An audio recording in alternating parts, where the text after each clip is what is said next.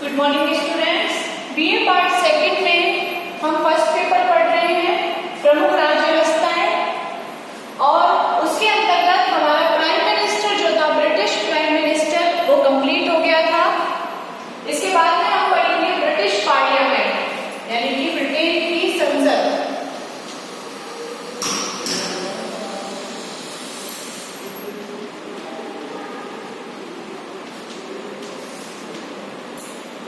Britain की संसद।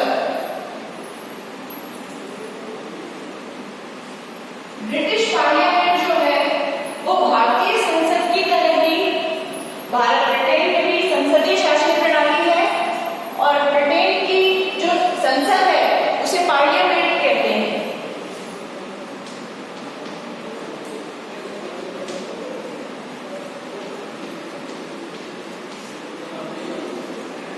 Britain की संसद को पार्लियामेंट कहते हैं।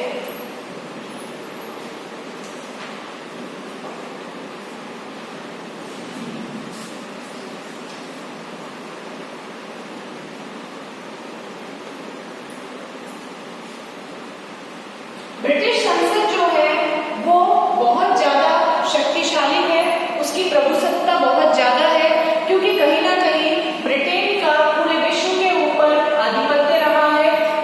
विश्व के अधिकांश देश ब्रिटेन के उपनिवेश रहे हैं। तो संसदीय शासन प्रणाली के कारण वैसे तो ब्रिटेन के अंदर राजतंत्र है, लेकिन फिर भी वहां पर संसदीय शासन प्रणाली को अपनाया गया है। जो राजतंत्रात्मक शासन प्रणाली है वो परंपरा के अंतर्गत वहां पर पाई जाती है, लेकिन ब्रिटेन में पार्लियामेंट यानी कि संसदात्मक शासन प्रणाली भी वहां पर है। और ब्रिटेन की जो पार्लियामेंट है, पार्लियामेंट के दो सदन हैं,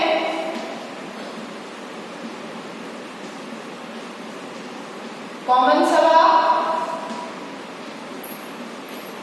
और लॉर्ड सभा। कॉमन सभा और लॉर्ड सभा। कॉमन सभा को वहां पर लोक सदन भी कहा जाता है।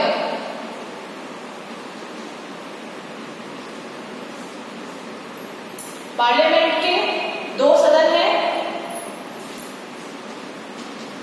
पार्लियामेंट होती है संसद।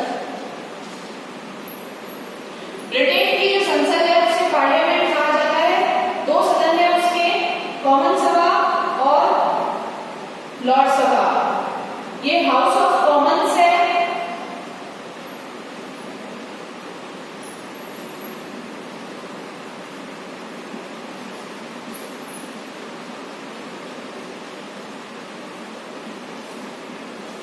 House of Commons. दूसरी है लॉर्ड सभा।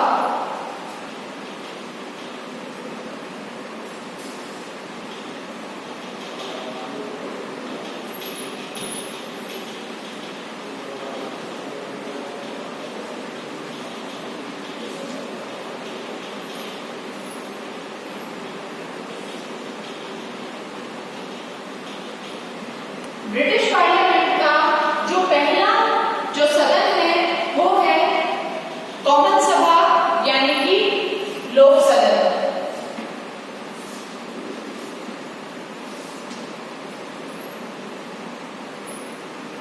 कॉमन सभा यानी कि लोक सदन। तो सबसे पहले हम अध्ययन करेंगे कॉमन सभा का यानी कि लोक सदन का, हाउस ऑफ कॉमन्स।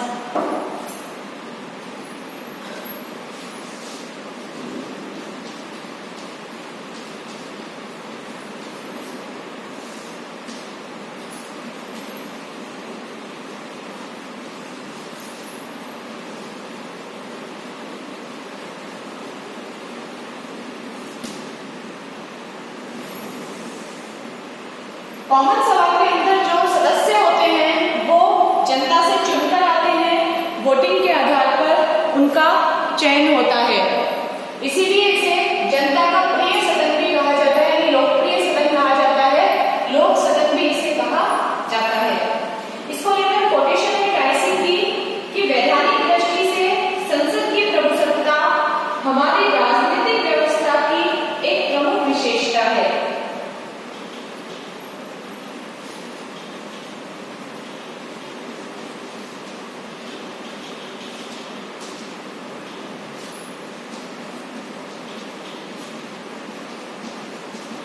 वैधानिक दृष्टि से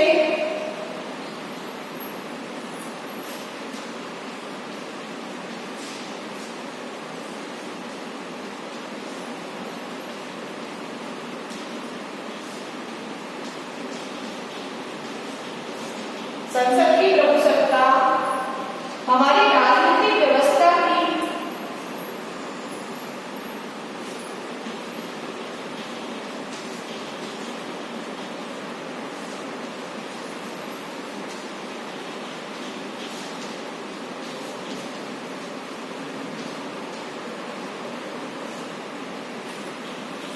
प्रमुख विशेषता है।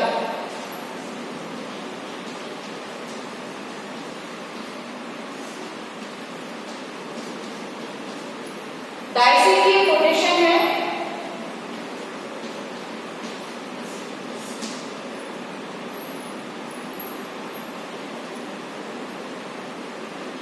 डायसी ने ब्रिटिश संसद के बारे में लिखा है कि ब्रिटिश संसद जो है वो वैधानिक रूप से इतनी शक्तिशाली है कि वह एक शिशु को भी एक प्रौढ़ घोषित कर सकती है। यानी संसद जो है ब्रिटेन की यानी पार्लियामेंट जो है वो इतनी ज्यादा पावरफुल है, सारी शक्तियां उसके पास है कि वो एक शिशु को यानी एक बच्चे को भी एक प्रौढ़ व्यक्ति की उपाधि दे सकती है और एक बड़े बुजुर्ग को भी एक छोटे बच्चे की उपाधि दे सकती है। यानी इतनी शक्तिशाली है। ब्रिटेन की जो संसद है उसके संबंध में उसकी प्रभुसत्ता के 3 पहलू है। ब्रिटेन की संसद की प्रभुसत्ता के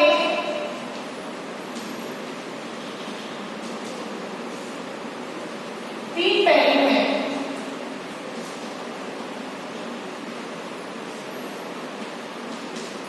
पहला है कि ऐसा कोई कानून नहीं है, ऐसी कोई विधि नहीं है जो संसद ना बना सकती हो।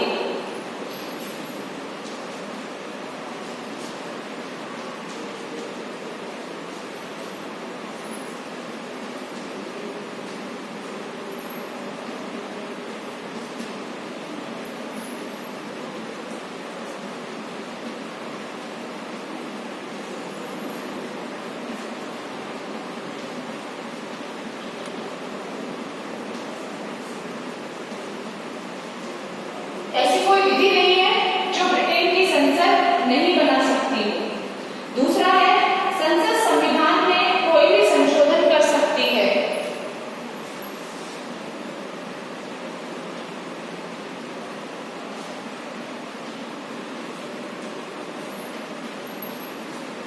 संसद संविधान में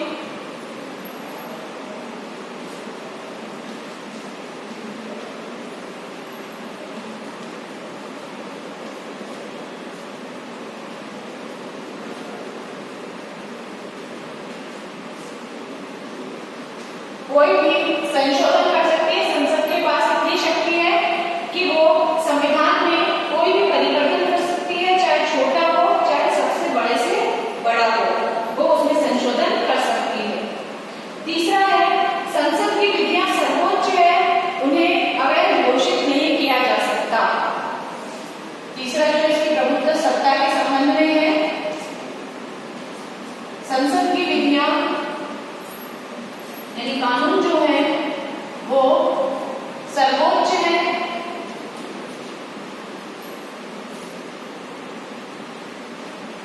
उन्हें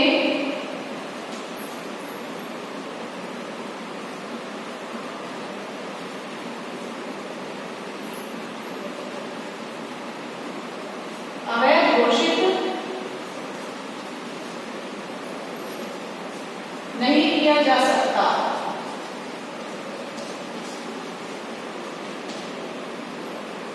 संसद की विधियां सर्वोच्च है, उन्हें अवैध घोषित नहीं किया जा सकता।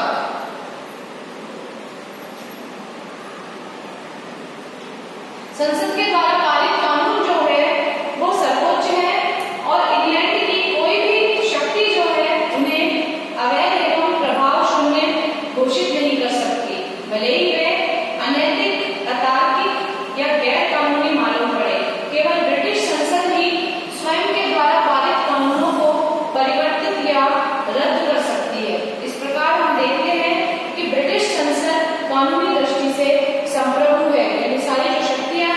वो ब्रिटिश संसद की है। लेकिन वर्तमान समय में कुछ ऐसी घटनाएं हुई है या वर्तमान समय में कुछ ऐसा प्रभाव हुआ है कि बदलते हुए दौर में जो ब्रिटेन की संसद है उनकी प्रभुसत्ता में कहीं ना कहीं कोई कमी आई है, उसकी पावर में कहीं ना कोई कमी आई है।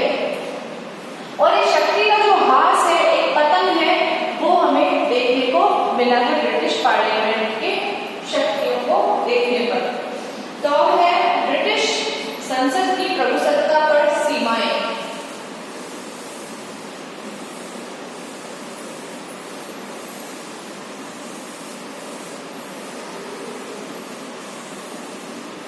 कॉमन सभा शुरू करने से पहले हम सबसे पहले ब्रिटेन की पार्लियामेंट के बारे में थोड़ा सा पढ़ रहे हैं। ब्रिटेन की संसद यानी कि हाउस ऑफ कॉमन्स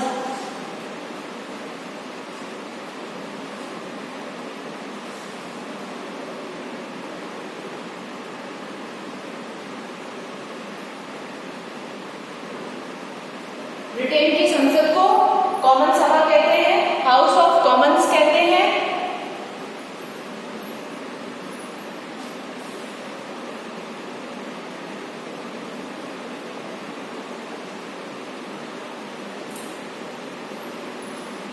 अब है संसदीय प्रभुसत्ता की सीमाएं।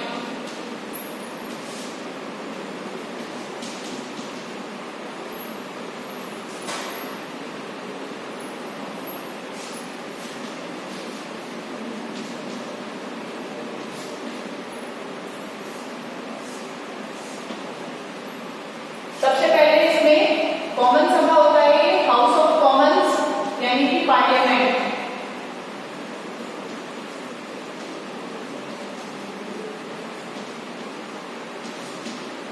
पार्लियामेंट जो होता है इसे कॉमन सभा भी कहते हैं, हाउस ऑफ कॉमन्स।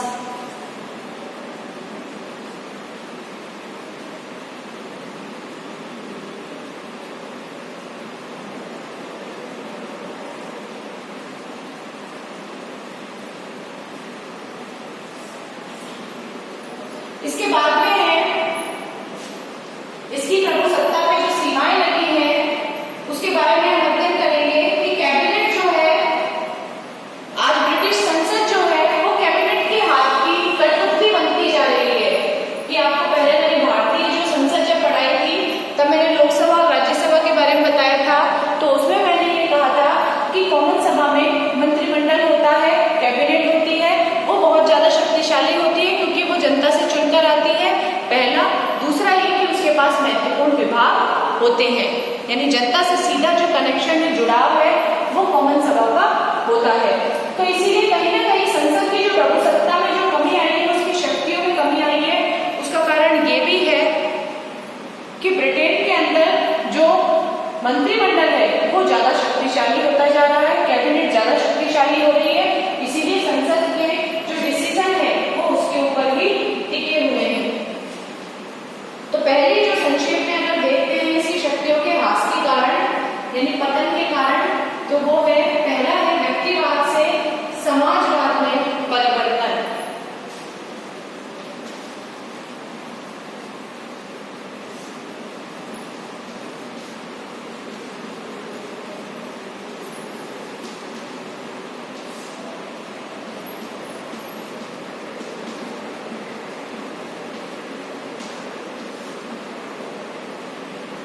व्यक्तिवाद से समाजवाद में परिवर्तन। ब्रिटेन में जो समाजवादी राज्य की स्थापना की जा रही है उससे राष्ट्रीयकरण की प्रवृत्ति बढ़ रही है। राज्य अधिक से अधिक सामाजिक और कल्याणकारी कार्य करने लगा है। फलस्वरूप देश का नेतृत्व मंत्रिमंडल के हाथ में आ गया है। आज जो देश का नेतृत्व है वो मंत्रिमंडल के हाथ में आ गया है, क्योंकि एक समाजवादी राज्य की जो स्थापना है वो ब्रिटेन के अंदर होती जा रही है। पहले वहां पे राजतंत्रात्मक शासन प्रणाली थी, एक व्यक्ति का शासन था, राजा का शासन था, लेकिन धीरे धीरे पार्लियामेंट के विकास के बाद वहां पर समाजवाद की जो व्यवस्था है वो आने लगी और उसके कारण वहां पर राष्ट्रीयकरण होने लगा। जब ग्लोबलाइजेशन वहां होने लग गया, राष्ट्रीयकरण होने लग गया,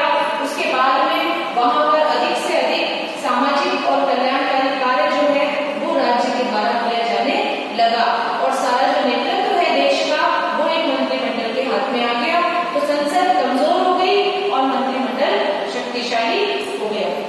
दूसरा है विस्तृत चुनाव क्षेत्र।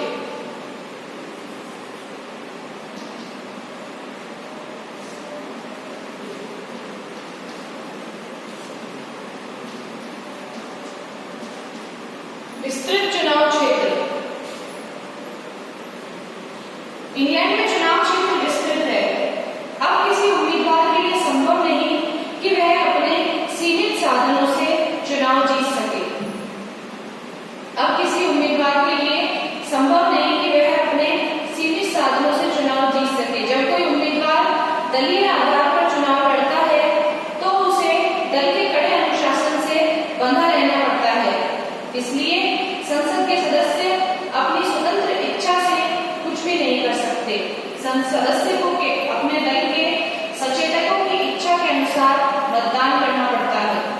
वहां पर जो विस्तृत चुनाव क्षेत्र होने के कारण जो चुनाव प्रक्रिया है उसके बाद जो निर्वाचन होते हैं और उसमें जब विजेता होता है तो वो ज्यादा से ज्यादा वोटों से जीत कर आता है, यानी जनता से ज्यादा उसका कनेक्शन होता है।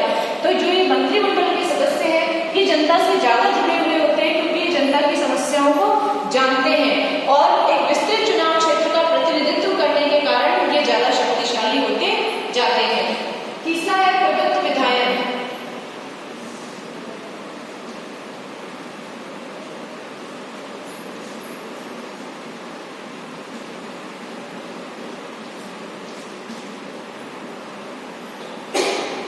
प्रदत्त विधायन संसद की शक्ति के ह्रास का एक अन्य कारण प्रदत्त विधायन है।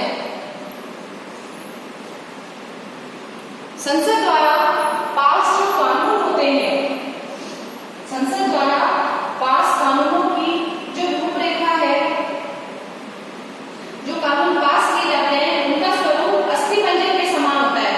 उनमें नियमों की मोटी मोटी एक रूपरेखा होती है। उनको हार्ड मास चढ़ाने का जो कार्य है, यानी कि उनको पूरा विभागीय स्तर पर तैयार करने का जो कार्य है वो मंत्रिमंडल का होता है, संसद का नहीं होता है। इसीलिए संसद जो है वो सिर्फ एक रूपरेखा बनाकर देती है। संसद बोल देती है कि बजट तैयार कीजिए, सिर्फ वो कहती है बजट तैयार कीजिए। बजट तैयार करने में कितना वक्त लगता है, क्या क्या कार्य करना होता है, किस विभाग को कितना अपना एफर्ट लगाना होता है, किस विभाग को कितना खर्चा करना है या फिर किस मद में कितना खर्चा करना है, ये सारा वित्त मंत्रालय तय करता है, प्रधानमंत्री तय करता है। तो संसद तो सिर्फ एक मोटी रूपरेखा भेजती है कि बजट तैयार करना है और इस संबंध में विकास के लिए कानून बनाने हैं। तो उनको किस तरह से बनाना है, ये जो प्रक्रिया है ये मंत्रिमंडल के द्वारा की जाती है और इसी को ही प्रदत्त विधायन कहते हैं। यानी कि विधायन का मतलब होता है कानून निर्माण की शक्ति। तो कानून निर्माण की जो शक्ति प्रदत्त की जाती है संसद के द्वारा कार्यपालिका को, यानी कि मंत्रिमंडल को, वो कहलाती है प्रदत्त विधायन की शक्ति। तो कहीं ना कहीं संसद ने अपनी आधी शक्ति जो है वो कार्यपालिका को यानी संसद को दे दी है। इससे संसद की शक्तियों को बहुत धक्का पहुंचा है। चौथा है वित्तीय नियंत्रण का ह्रास।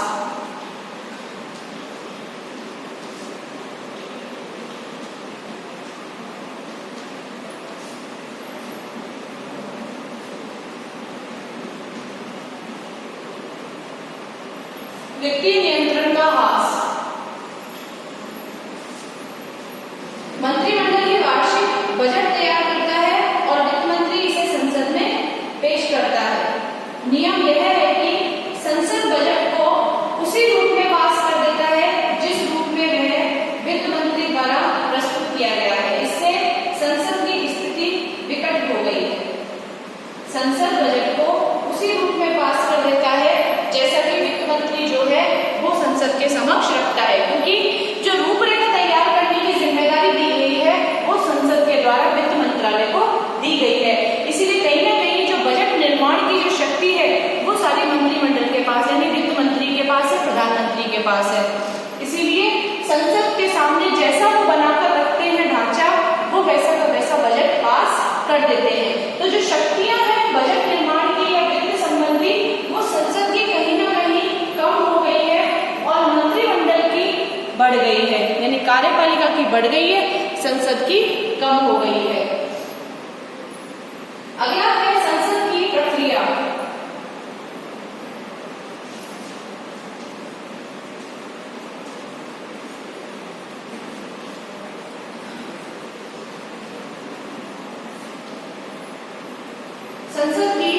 प्रक्रिया। संसद में जो विधेयक पेश होते हैं उनमें से अधिकतर सरकारी विधेयक होते हैं। सदन का अधिकतर समय उन्हीं पर विचार करने में लग जाता है। निजी सदस्यों के विधेयकों पर विचार करने के लिए सदन के पास कम समय रहता है।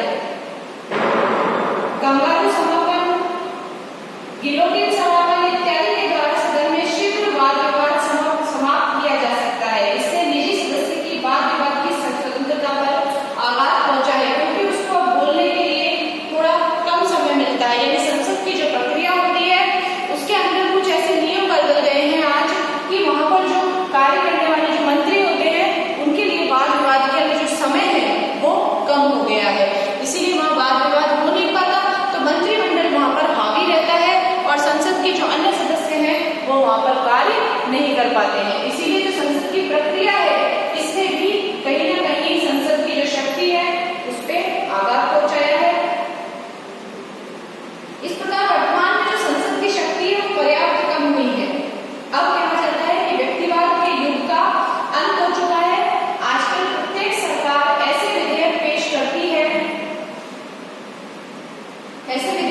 करती है जिनको ग्लैडस्टोन तथा इजरायली समाजवादी बताते हैं, जिनसे पॉप्टन तथा मिल को दुख होता है। संसद की शक्तियों के ह्रास होने से उसकी प्रभुसत्ता पर प्रभाव पड़ा है और संसद की प्रभुसत्ता पर जो प्रतिबंध लगाए हैं वो जनमत के प्रतिबंध है, नैतिक प्रतिबंध है, जो परंपराएं हैं ब्रिटिश राज व्यवस्था में उनका प्रतिबंध है, कानून के शासन का यानी विधि का शासन जो है उसका प्रतिबंध है और अंतर्राष्ट्रीय कानून का प्रतिबंध भी लगाया गया है। इसके बाद में जो एक लास्ट में आपको बताती हूँ, एक ग्राफ के अकॉर्डिंग मैं आपको बताऊंगी कि ब्रिटिश पार्लियामेंट यानी संसद की वास्तविक स्थिति क्या है।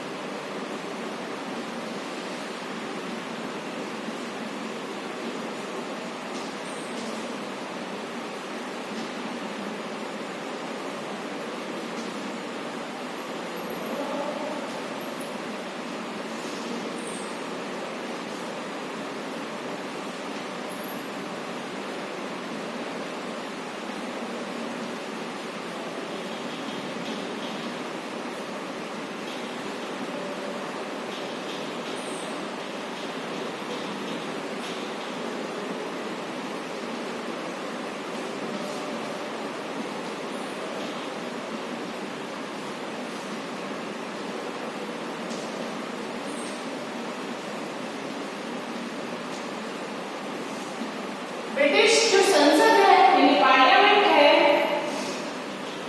उसकी वास्तविक स्थिति देखने में लगता है कि उसके एक तरफ जो है वो प्रधानमंत्री मंत्रिमंडल है, एक तरफ राजा और राजमुकुट है, एक तरफ उसके लॉर्ड सभा है जिसका सदन है, इसमें लॉर्ड चांसलर होते हैं।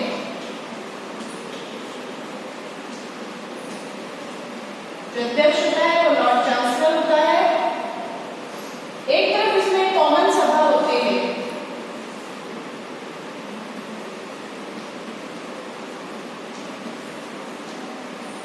यानी कि कॉमन सभा होती है, लोक सदन, यानी कि स्पीकर भी इसमें होता है। स्पीकर अध्यक्ष है उसको स्पीकर कहते हैं।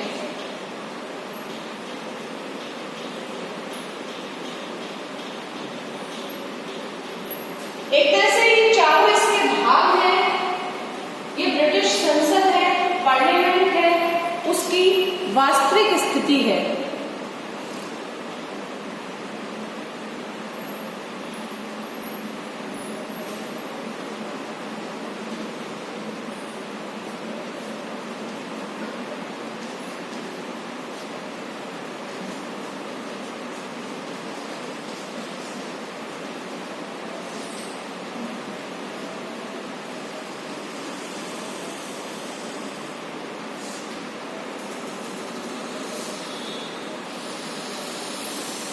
ब्रिटिश संसद की वास्तविक स्थिति।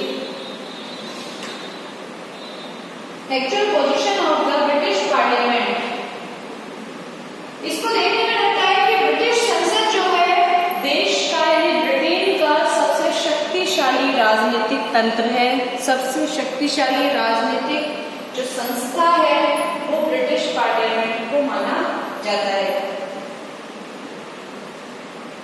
और ये राजनीति का केंद्र भी है ब्रिटेन में।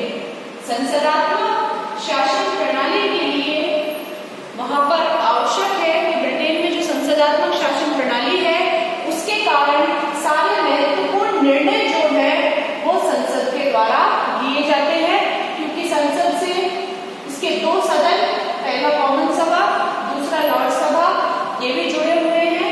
साथ में प्रधानमंत्री और मंत्रिमंडल जुड़ा हुआ है, राजा यानी सम्राट और राजमुकुट भी इससे जुड़ा हुआ है।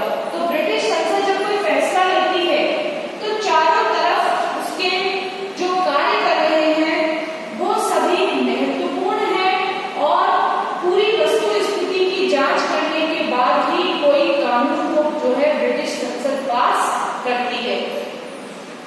न्यायालय संसद के निर्णयों का पुनरावलोकन नहीं कर सकता। ब्रिटेन में न्यायिक पुनरावलोकन की व्यवस्था नहीं है।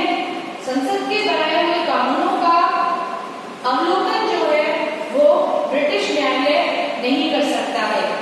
मंत्रिमंडल सामूहिक रूप से संसद के प्रति उत्तरदायी है। मंत्रिमंडल जो है ये मंत्रिमंडल है सामूहिक रूप से, यानी प्रधानमंत्री मंत्रिमंडल जो है सामूहिक रूप से संसद के प्रति उत्तरदायी माने जाते हैं, यानी कोई गलत कार्य ये नहीं कर सकते हैं। ब्रिटिश राष्ट्रीय जीवन से संसद का अभिन्न संबंध केंद्रीय शासन तंत्र के संचालन में इसका हाथ, इन सारी बातों ने ब्रिटेन में संसद को एक बहुत ही महत्वपूर्ण स्थिति प्रदान कर दी है, सुदृढ़ स्थिति प्रदान कर दी है। ब्रिटिश संसद किसी भी शिशु को, बालक को वो प्रौढ़ घोषित कर सकती है, ऐसा एक विचारक का कहना है। तो सारी वस्तु स्थिति देखने के बाद हमें लगता है उपयुक्त विवेचन से हम इस निष्कर्ष पर पहुंचते हैं कि इंग्लैंड की संसद कानूनी दृष्टि से संप्रभु है, किंतु व्यवहार में उसकी स्थितियां थोड़ी सीमित भी है। यह ब्रिटिश संसद, ब्रिटिश संविधान में सिद्धांत और व्यवहार में अंतर का एक प्रमुख उदाहरण है कि ब्रिटिश संसद सिद्धांत में तो बहुत ज्यादा शक्तिशाली है, लेकिन व्यवहारिक रूप में अगर हम देखें तो कहीं ना कहीं, चाहे वो जनता का हो, चाहे वो विधि के शासन का हो, चाहे कोई नैतिक बंधन हो, चाहे ब्रिटेन की परंपराएं हो, चाहे अंतर्राष्ट्रीय कानून हो, इन सभी ने ब्रिटेन की जो संसद है उसके ऊपर जो एक लगाम है वो लगा रखी है, ब्रिटिश संसद को अंकुश में करा हुआ है। नहीं तो वो सबसे निरंकुश संस्था बन करके ब्रिटिश पार्लियामेंट जो है वो सामने आ सकती है। तो ये ब्रिटिश पार्लियामेंट की वास्तविक स्थिति है, जब इसके दो सदन हैं, कॉमन सभा यानी उसका जो अध्यक्ष है वो स्पीकर कहलाता है और लॉर्ड सभा इसका अध्यक्ष लॉर्ड चांसलर कहलाता है। संसद के अंतर्गत कार्यपालिका यानी प्रधानमंत्री और मंत्रिमंडल भी होता है और साथ में सम्राट और राजमुकुट भी इससे जुड़ा हुआ होता है। तो ब्रिटिश संसद जो है सेंटर में है, चारों तरफ उसके सारे शक्तिशाली जो अंग है पार्लियामेंट के वो है, और कोई भी कानून जो है वो तभी पास होता है जब इन सभी की कसौटी पर वो खरा उतरता है। तो पार्लियामेंट का हमने अध्ययन किया, आज ब्रिटिश पार्लियामेंट का आज हमने अध्ययन किया, उसके दोनों सदन देखे, किस तरह से वो कार्य करती है, उसकी वास्तविक स्थिति क्या है। वैसे वो बहुत ज्यादा शक्तिशाली है, लेकिन वर्तमान में बदलती हुई परिस्थितियों में उसकी शक्ति में थोड़ी कमी आई है। तो ये आपका पार्लियामेंट पूरा होता है, ब्रिटिश पार्लियामेंट। इसके दो सदन है, कॉमन सभा और लॉर्ड सभा। कल हम पढ़ेंगे पहला सदन कॉमन सभा।